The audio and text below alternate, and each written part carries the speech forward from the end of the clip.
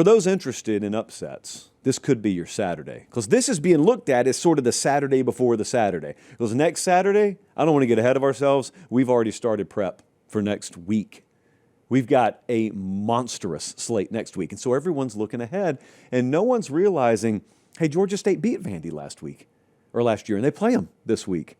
Does anyone even have any idea who USC plays before they go play Illinois? Well, I do, and I'm looking at these games. So let's start in Clemson, South Carolina, for the road team here. Syracuse getting 16.5 right now. They're playing a team in Clemson that has trailed everyone so far this year. Clemson's 1-2. Again, just a big number here for Clemson. Now, surely they're in desperation mode. I mean, Dabo cut a promo earlier this week that Hogan would have been proud of, Austin would have been proud of, Triple H in his prime would have been proud of. Let me ask you something. If I were to tell you one of these teams is third in passing yards per game, who would you have thought it was in the preseason? Probably the guy who is a multi-year starter at quarterback, returning behind a veteran offensive line, got a really good stable of receivers, right? It's got to be Kay Klubnik. No, it's Steve Angeli. He's kind of showed up at Syracuse, sort of vagabond style. I picture a stick with a knapsack sort of tilted over one shoulder. Hey, Fran, hey, can I play here? Yeah. Oh, third in the country in passing a few weeks into the season. No big deal. Some places make it look so easy. Clemson is not one of those. I am concerned that they are laying this many points this week. They have scored 10, 27, and 21 in the games that they've played so far. They need their springboard moment. It's not just going to be the same all year. Certainly, there's wild fluctuation in performance levels. It's college football. Maybe they get that this week, but I'm still putting a 7 on the upset alert concern scale. And this is a big number, like 16.5. That's a big number to be looking at outright upset. It's Clemson, man. They got to prove it. They got to earn benefit of the doubt. They do not own that around here right now. Next up, I mentioned USC. Big game coming up. Are you talking about this Saturday? Oh, no, I'm not talking about that. Well, actually, I am talking about this Saturday. Everyone else is talking about next Saturday. Because next Saturday is when they go to Champaign and they play Illinois. As you know, on this show, we have circled that game as the hinge game for USC in the year of our Lord 2025. But before that, here comes Michigan State. USC is an 18.5-point favorite against the Spartans in the Coliseum. I have had a morbid attachment with Michigan State, as I documented Tuesday. Please don't ask me why. I have watched every snap of Michigan State so far this year. They're like my adopted program for the season. And here's what I think they can do. I think they can sustain drives. They can. Haven't necessarily done it. There's been some offensive inconsistency.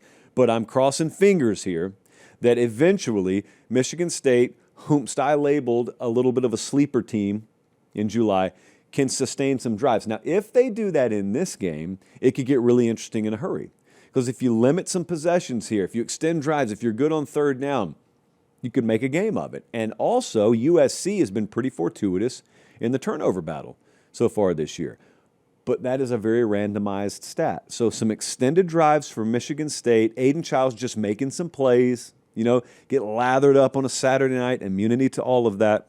And he just makes some plays, and he's trading shots with Jaden Maiava. And then, a turnover here or there goes Michigan State's way. It's a 4-quarter game.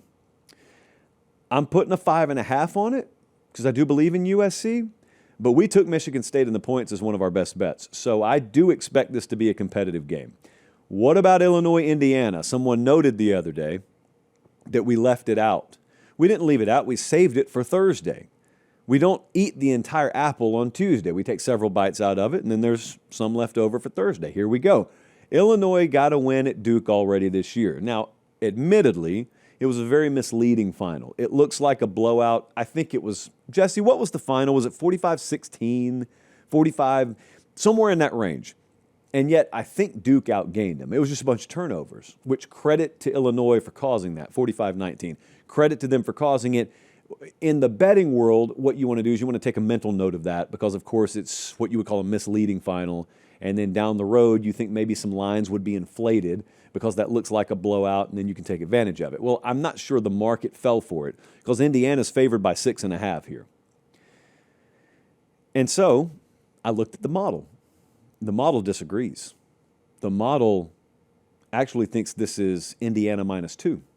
When I say the model, for those of you who are new around here, I mean our own in-house model here. And it is circling this game. This is a taste of what Friday Night Lines sounds like, by the way. A game I haven't talked about all week. Someone would ask about it in the live chat. I'd have a couple of monitors pulled up in front of me. There'd be some hotel blinds drawn behind me. It'd be really sketchy. Lighting wouldn't be nearly this good. But I would be looking at FanDuel, Indiana -6.5. Look at the model over here. My goodness, Indiana -2. We differ by 4 points, 4.5 points with Vegas across multiple key numbers there. That qualifies Illinois as a best bet. That's what Friday Night Lines sounds like. I've got concern for Indiana because I don't really know who they are. They could be just as good as they were last year. I don't know that. I do know that in the battle-tested category, relatively speaking, Illinois got a little bit more of that. I just think the competitive profile of Brett Bielema's Illinois team is such that if you're giving me nearly a touchdown with them in these kinds of games that I think they're going to keep close, I'm taking it because I think they could win the game. And this is not like a point spread thing. This is not a cover thing. But when the spread's under a touchdown, if I think you're likely to cover, I think you could win the game as well. So I'm going to put an 8 on that one. I don't think it'd be a huge upset, honestly. But Indiana is favored by nearly a touchdown. So give me Illinois at an 8 on the upset alert concern scale to pull it off. Next up, hey, wait just a second. I appreciate you guys watching. Most of you are subscribed. If you're not, please do so. It's free. It helps us keep the show free, and that's how we do college football year-round. All right, back to the video. Tulane, on the road, at Ole Miss. Ole Miss laying 12.5. Ole Miss would be favored by more than that, probably against a couple of SEC teams, although this year in the SEC, I'm not sure. Talk about that more with Kublik later, if he shows up. You need to get used to seeing John Summerall against SEC teams because he's going to be in this league in the not-too-distant future. Spoiler alert. In the meantime, Tulane, little old Tulane, has gotten wins over Northwestern and Duke, and they are kind of like the light version of Tennessee. That sounds disrespectful. It's fine. It's fine. If they feel disrespected, they can go beat Ole Miss. So how about that? I look at this, and I look at Jake Retzlaff, who just kind of fell in their lap because of a conduct code violation at Brigham Young, and he is taken off.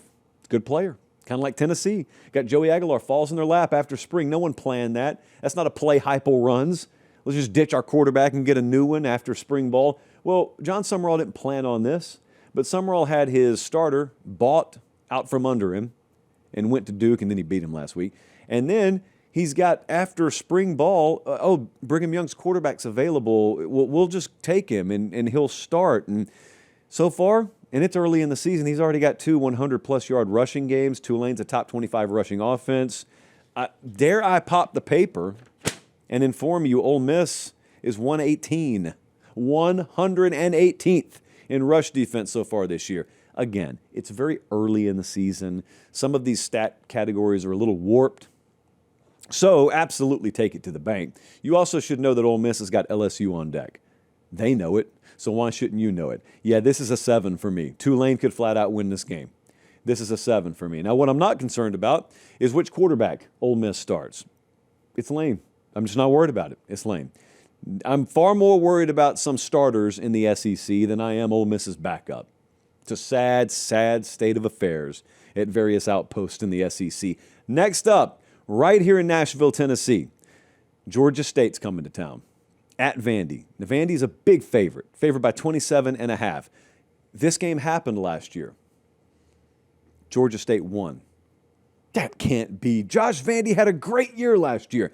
Yep, but it included a loss to Georgia State. Remember, it was the model's shining moment because they went down there to Atlanta, and I sat here and I rung the upset alert bell. I think we put a 10 on it, and everyone thought drugs. There were drug accusations. And then Vandy goes down there and loses, and this is the same Vandy that went on to beat Alabama not too long after that. This game was tough for him last year. You know who else was tough? Ted Hurst. We don't do much in the way of breaking down the wide receiver room of Georgia State on this show for what I think are obvious reasons, but Ted Hurst tore them up last year. 7 catches, 128 yards, 2 scores. He's still there. I know they've got both eyes on him. this Saturday, that's the kind of guy late in the game, if you're looking for a backdoor cover, that could get you that. But also, if this just becomes a competitive game in the fourth quarter, that's the kind of guy who is once again gone off, and you're looking at him saying, why is he not on a better roster than that? Shame on you if you think that. Look, I think it's a natural letdown spot. They're coming off back-to-back road games, coming off back-to-back wins over Virginia Tech and South Carolina. There is no big opponent next week, all due respect to Utah State. So I'm going to put a 2 on this. Vandy's mature enough to handle business. I think it may be ugly. I don't exactly expect 45-3 at halftime or anything like that, but I do expect Vandy to handle business. So I'm going to put a 2 on that one. And the last one I wanted to get to is South Carolina at Missouri. We didn't talk about that one Tuesday night either because we were saving it for Thursday. One more bite out of the apple. Hey, just between us, what's happening here? Missouri was favored by 12 or 13. And just so you know out there, if you're looking at this line, Missouri minus 9.5, and you're thinking, oh, that's because Sellers is not playing. No, it was Missouri minus 12 or 13, and then rumors started to float around that Sellers will play. I expect him to play. That's baked into the number. So Missouri's still over a touchdown favorite with Lenora Sellers, projected to start at quarterback for South Carolina. It's a pure desperation spot for South Carolina. You know what I can't shake? I can't shake that image of them going to Oklahoma last year in a kind of similar spot. Now, they were coming off a near loss on the road at Bama. Then they go back on the road to Oklahoma, and they blitzed them. Bunch of turnovers, and they won a game, and it felt like it changed the course of the season. And I say that because the desperation mode, you know, the DGAF mode they kind of took on the road last year in that game, I think we could see here. But I just, even if Lenora Sellers plays, you got to keep that team from looking at number 16, hoping he's Superman. Like, other folks got to shoulder the load. Someone's got to step up. Multiple someones have got to step up, because as much as you're looking at it saying, oh, hopefully we can get right here, like, hopefully we feel disrespected, hopefully we can go on the road and we can rally the troops. Missouri's still looking to make a statement. Missouri's best win is Kansas. Missouri may be sitting there ranked or power rated or whatever. Most people think they're totally anonymous. So you are just another opportunity for them to flex in conference play. I think this is a 6 because I respect the athletic profile of South Carolina's team, but I looked for a reason to pick the outright upset. I couldn't find it. 6. Best I can do is a 6.